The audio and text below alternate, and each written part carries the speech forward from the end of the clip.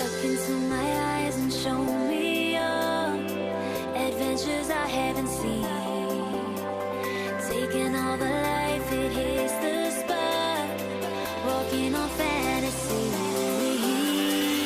So take me, baby, take me to a state of mind. What's up, guys? I'm Kevin Nahai. Welcome back to my YouTube channel, The Other Side. And on today's episode, we are going to be discussing the concept of self-love. What exactly does it mean to love ourselves? How exactly do we do that? How do we get to that place? And for me, it's a unique combination of a couple of things. The first thing has to do a lot with how we treat ourselves, how we view ourselves, what we give to ourselves, how kind we are to ourselves, etc. And the second thing has to do with our ability to let go of and walk away from things that simply aren't meant for us or don't serve us or are destructive to us in some way or another. So I want to discuss each of those things in detail. But first I want to say that in order to get to a place where you are able to practice self-love day in and day out, there is a process of unlearning that needs to happen beforehand. Unlearning what? Unlearning all of the lies and bullshit that have been put in your head from the time perhaps that you were a little kid by parents, by teachers, by people who bullied you, basically people who told you that you weren't good enough, you weren't smart enough, you weren't attractive enough, you don't do enough, you don't have enough. All of this stuff, all of this white noise, vitriol bullshit that we listened to, that we internalized, that for some odd reason we believed about ourselves and who we are at our core, without actually asking ourselves who we are at our core. In order to love yourself, you have to unlearn all of that nonsense, all of that crap that you've believed your entire life up until this point. I'm 26 years old, and it's sad that I am just now, as a man of this age, learning how to love myself. Why? Because my entire life I've believed lies about myself that other people have put into my head that simply aren't true. And it is so liberating. It is such a beautiful thing to be able to say, wow, I believed all of that stuff and it was complete horse shit and I don't have to believe it anymore. And now, day in and day out, I can practice acts of self-love to build up a true, authentic self-esteem and to build up a sense of self that can weather any storm, and that no matter how people criticize me or what they think of me, it doesn't matter because I know who I am, I know what I believe in, and I know what I'm about. It's a truly beautiful thing. So I want to tell you how I've sort of gotten to that place and how I practice it. So the first thing, as I mentioned, what you give to yourself is everything. How you treat yourself is everything when it comes to self-love. My general rule of thumb is that I have to treat myself the way I would treat my very best friend in the world. So if my best friend got rejected by a girl, or if they didn't get some promotion that they wanted, or if their parents were, being complete assholes to them, or whatever it may be, if my best friend was feeling really down on his luck, I would not go there and tell him, you know what? All of this is happening because you're not good enough, because you didn't work hard enough, because you're not attractive enough. No, of course not.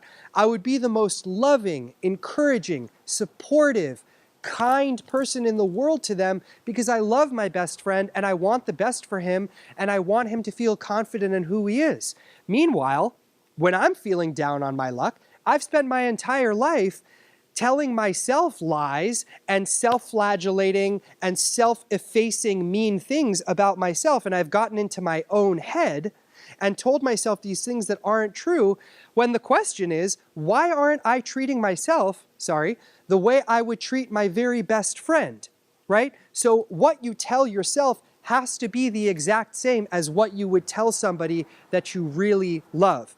And then, in addition to that, giving to yourself and self-care is also about what you do on a daily basis, okay? So I can smell a person who doesn't love themselves from a mile away. And how? Because I look at their actions. If I see somebody who is in a dead-end job that they fucking are miserable at, who goes out drinking their ass off 6 nights a week, who does all kinds of recreational drugs, who is sleeping around all over town, I know that that person is in a really dark place in their life. Why? Because they're doing things that are self-destructive day in and day out.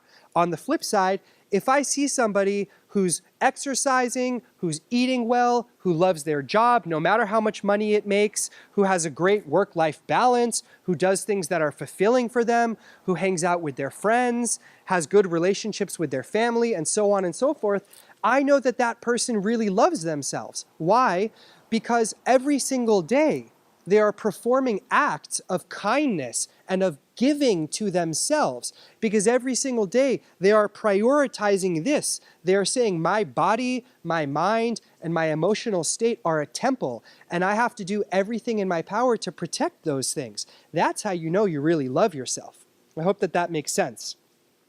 Now, the second part of loving yourself, for me, has a lot to do with the ability to let go of things and people and situations that are just not right for you, that are just not good for you.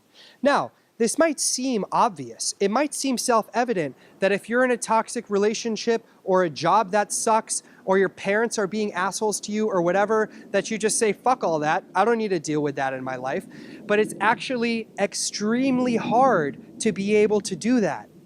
The reason is that the ability to let go of things graciously, without ill will towards other people or other things that aren't right for you, it requires a lot of self-love. It requires a lot of confidence. It requires a very high level of self-esteem to be able to say, this person or this thing isn't serving me. I'm going to gracefully let it go because I know who I am. I know what I need. I know what's important to me, and I love myself enough that I don't have to feel a sense of obligation to those things or those people. You have the power, you have the ability to walk away from something that is making you miserable. And the second you walk away from that thing, the more you're building up your self-love, right? So I used to think that the way it works is that one day you magically wake up loving yourself and feeling confident and strong in who you are. And as a result of that, you are able to walk away from things that aren't meant for you, and you are able to take good care of yourself.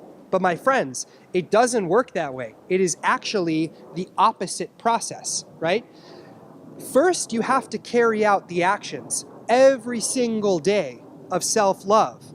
And then you arrive at a place where you really truly love yourself and where you're really truly happy and content and confident in who you are. It's not the other way around. And it's not a false loving yourself either. It's not a narcissistic, egotistical, inflated sense of self where you go around telling people how amazing you are all the time and you really think that you're the son of God. No, no, no. True self-love and humility go hand in hand. And sometimes the people I meet who I can tell love themselves the most are actually the most humble. Why?